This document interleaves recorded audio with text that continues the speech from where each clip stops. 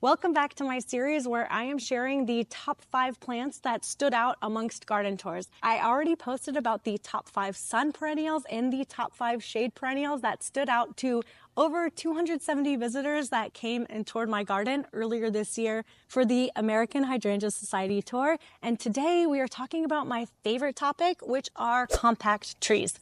I wanted to share the top 5 most asked about trees in my garden. I have a smaller space garden, so all of my trees are pretty compact, and I garden here in Atlanta, Georgia. So if you're nearby, these are some great trees for the southeastern US that clearly stand out and have a big impact in the garden without taking up a ton of room. And first off, let me say I'm incredibly disappointed with everyone on the garden tour.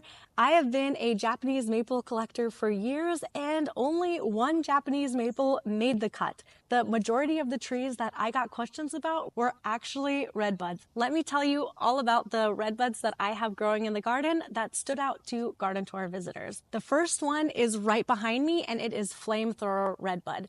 I couldn't find this locally, so I ordered it from fastgrowingtrees.com. But recently I've seen it in Lowe's and local garden centers, so you shouldn't have as much trouble finding one in your area.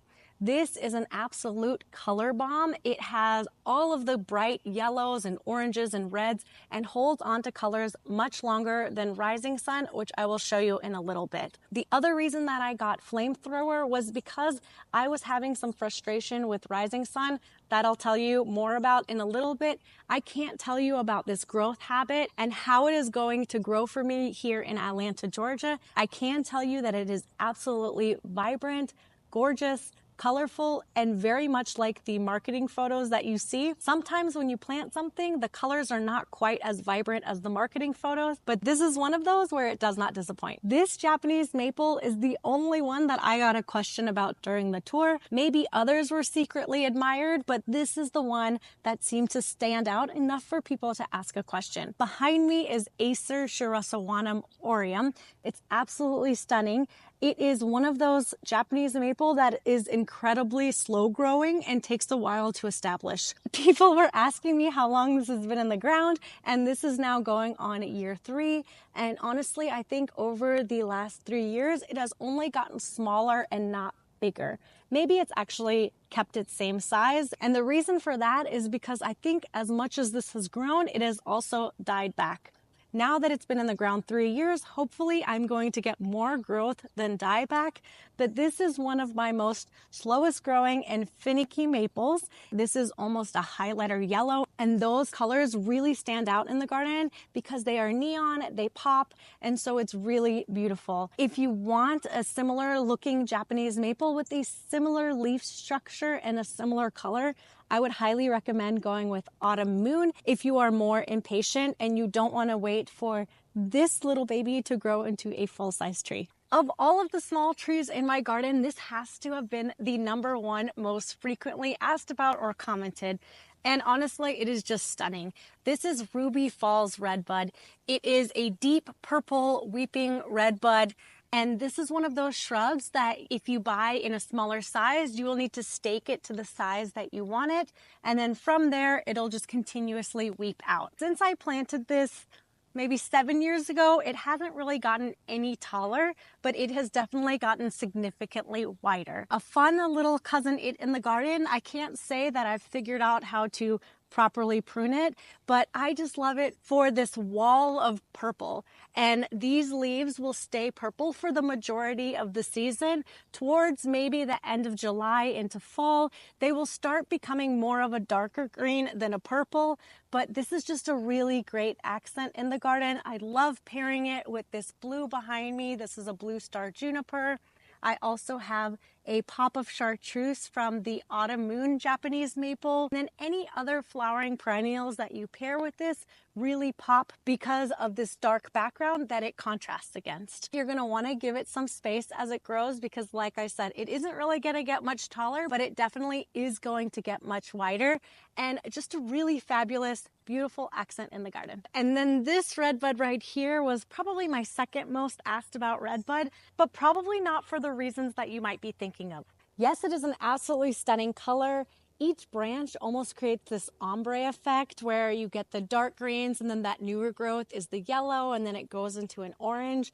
It is a stunning tree, but the reason that it was the most frequently asked about tree was because these trees like to commit suicide. And unfortunately, many of the questions that I got was, how is your rising sun redbud still alive?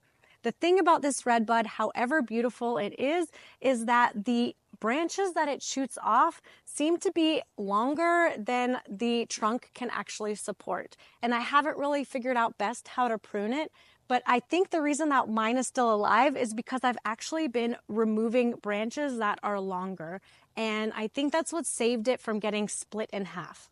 Many of the people that walked through my garden said that their rising sun redbud basically split down the middle, and I can 100% believe that this has happened. I think the trick to keeping this alive is to prune it after it's done flowering and almost maybe create more like a lollipop shape, and then let the new branches grow from there. Actually, now that I'm thinking about that, that's probably a bad idea and it'll make the tree look very ugly over time. I think the trick is any branch that is almost as long as this tree is tall needs to be removed immediately. And unfortunately, that does destroy the ombre effect of this tree because the newest growth, the tips, are the ones that create all of the magic on this tree. And if you're removing branches, you're removing that look. But the reason that I got the flamethrower was because I was getting really frustrated with this rising sun. And I had a feeling that this might not last too long. So I wanted to get a replacement tree in case this thing one day cut itself in half. That's my experience and many other gardeners in Atlanta's experience with the rising sun redbud. If you have figured out a great way to prune this tree to where it's not really destroying the form of the tree, but the tree is not going to split in half or fall over in a storm, I would love to hear about it, because beautiful tree, beautiful colors, but unfortunately very stupid growth patterns. This shaggy mess behind me is my fifth and final tree that was most asked about during the American Hydrangea Society garden tour. And I think the reason for it is two reasons. One, this tree has beautiful, big, broad, shiny, glossy leaves. It's absolutely stunning and looks different from most other trees. But also, if you come in closer, you notice that this is a fruit tree. This is a Fuyu persimmon tree, and this is actually the first year that I've gotten fruit, and I'm so excited about it. This is my youngest daughter's favorite fruit, and if you have had a different type of persimmon before that's more rounded shape and you absolutely hated it because it was bitter and astringent, this is the type of persimmon variety that is for you. This is a flatter persimmon. It is one that you can eat less ripe and you almost eat it like an apple. It's very crunchy and sweet, or you can wait for it to fully ripen and it's sweeter but not crunchy. It is a beautiful tree in the fall because as the leaves fall off, the fruit ripens. So it almost looks like the tree is covered in tiny little pumpkins or ornaments. It's really pretty. Another great thing about growing persimmons is that they are not susceptible to many diseases. If you've grown any stone fruit before, those are your peaches, your nectarines. If you've grown anything in the apple or pear family, those are trees that you pretty much have to spray in order to get fruit that isn't affected by some sort of blight or fungus. Persimmons, figs, pomegranates, those are all no spray, no maintenance trees, which is something that I love in the garden. The only thing I'll say about persimmon is that I haven't figured out when to prune this. The fruit, like I said before, ripens into the fall, so I could cut things back after I'm done harvesting the fruit. But the fruit is also set on old growth, so the branches that are coming out this year. So I might have to sacrifice a year of fruiting in order to get this back into a more manageable shape. This also looks to me like a tree that if you left it unpruned might snap in half, just because these branches are very long and the trunk isn't all that long, and on top of that it is bearing the weight of the fruit. So it's something that I'm probably going to YouTube and try to figure out and play with it over the years, but it's a really fun fruit tree. This actually isn't in full sun, so if I had it in a sunnier spot, it would have even more fruit on it.